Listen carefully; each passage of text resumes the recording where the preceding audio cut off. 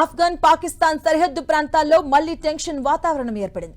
America Iran దేశాల మధ్య శాంతి నెలకొల్పామని గొప్పలు చెప్పుకుంటున్న పాకిస్తాన్ ఆ దేశ సరిహద్దుల్లో మాత్రం మారణ హోమాన్ని సృష్టించింది.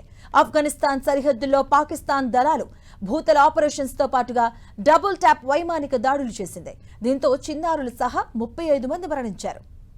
పక్తియా ప్రావిన్స్ లోని చంకాని జిల్లాలో ఒక ఇంటిని లక్ష్యంగా చేసుకుని దాడి చేశాయి. ఈ దాడిలో ఒక వృద్ధుడు, ఒక చిన్నారిని మరణించగా ఇతర కుటుంబ సభ్యులు గాయపడ్డారు.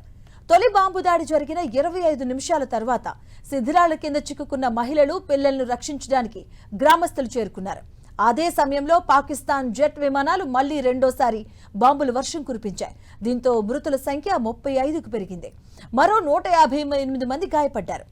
మృతులంతా ఉగ్రవాదులని పాక్ చెబుతూ ఉండగా వారు సామాన్య పౌరులంటూ ఆఫ్ఘనిస్తాన్ పేర్కొంది. ఖైబర్ పఖ్తూన్ఖ్వా బలూచిస్తాన్ కరాచీలోని పాకిస్తాన్ రేంజర్స్ క్యాంపుపై జరిగినటువంటి ఉగ్రదాడి ఘటనలకు స్పందనగానే ఈ ఆపరేషన్ ప్రారంభించామని, జమాత్ ఉల్ అహ్రాబ్ టీటీపీ చీలిక సమూహాలను లక్ష్యంగా చేసుకుని దాడులు చేశామని పాకిస్తాన్ పేర్కొంటుంది.